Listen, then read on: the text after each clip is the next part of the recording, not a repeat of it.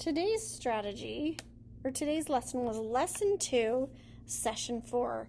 It's our refine. So what that means, always on session 4, it's kind of just a recap of the strategies that we've used this week. So we're going to recap it, and then the next day will always be our quiz. So let's go ahead and start here.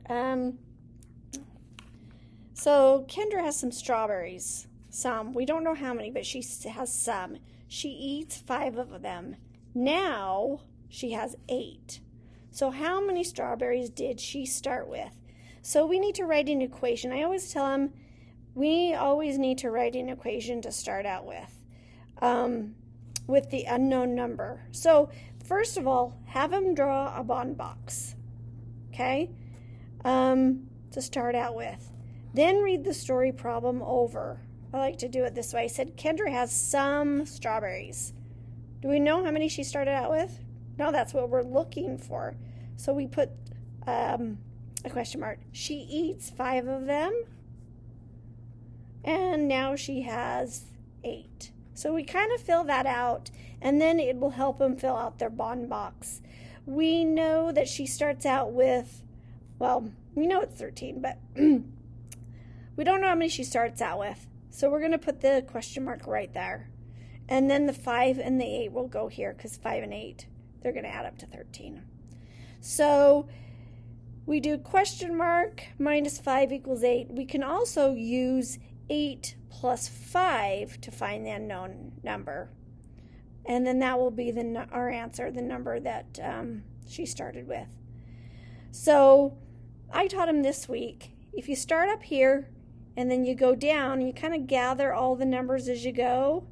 You subtract if you go down. You could do question mark minus 8 equals 5, or we could go the opposite direction and do question mark minus 5 equals 8. But whichever one you're doing, whichever way you're going to go, you subtract when you go down. And then when you go up, you're going to add. So we go up, and we collect all the numbers. Do we do 5 plus 8 is question mark? Or you can go the other direction and do 8 plus 5 equals question mark.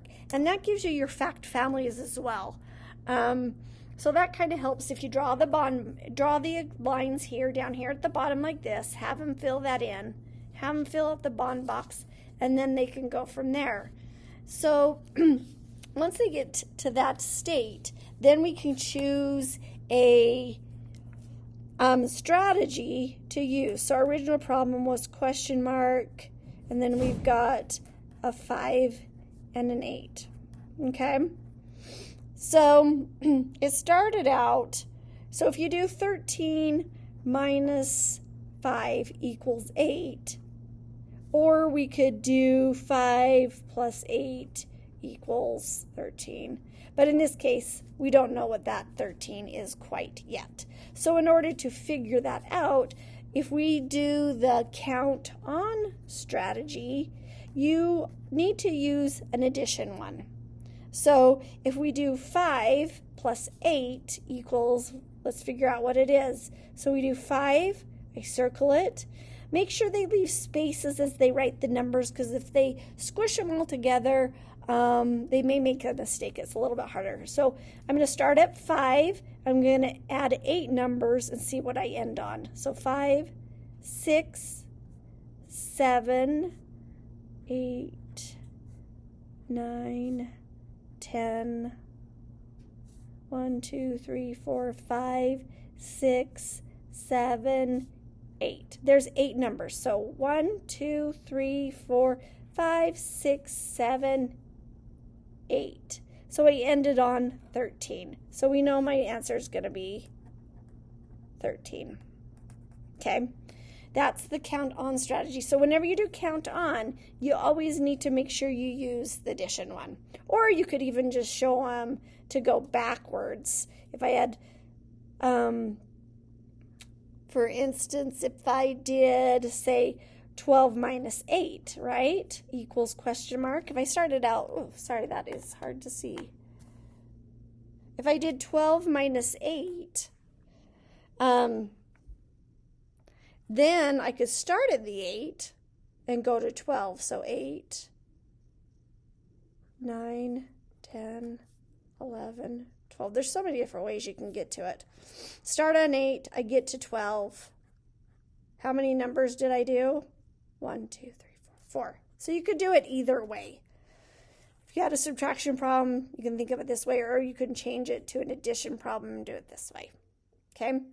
The next strategy we did was make 10. Oops, make 10. So I'm going to still use my problem of 13 minus 5, we'll say. Okay. So first of all, I'm going to draw a number line.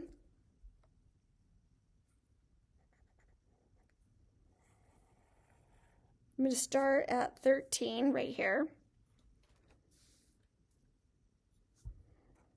13. Okay. Now, our magic thing number is 10. We got to get to 10. How many jumps did that take us to get to 10? 3. Okay. Now, we've done 3 jumps. Now, remember, these right here are my jumps. That minus 5 are my jumps. I'm doing 5 jumps backwards. So I've already done 3. I know I need to do 2 more. So I would do, I'm at 10 now. 1, 2. So what does that put me? So every time it goes down, put a tick mark and then do a number. It goes down again, there's another jump. Put a tick mark. That's 8.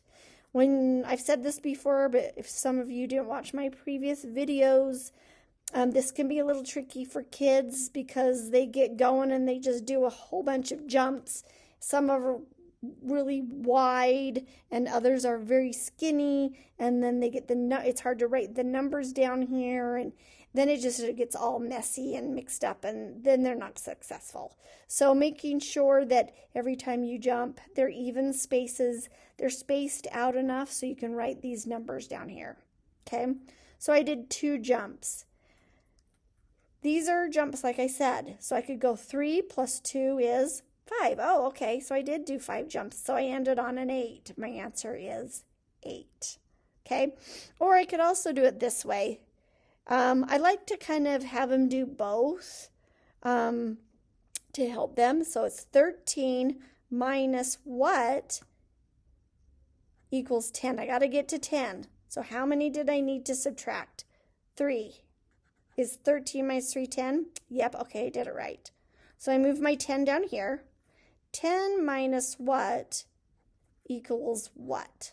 Now I know I need to make 5 jumps, right? I've already done 3. So I need to do 2 more jumps. So I'm going to put my 2 right there.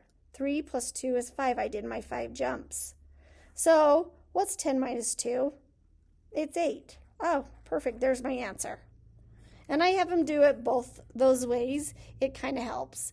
But if you always start with a number bond, have them fill that out, and then go from there, it really does help them be able to go, okay, so I can do it subtraction or I can do it addition.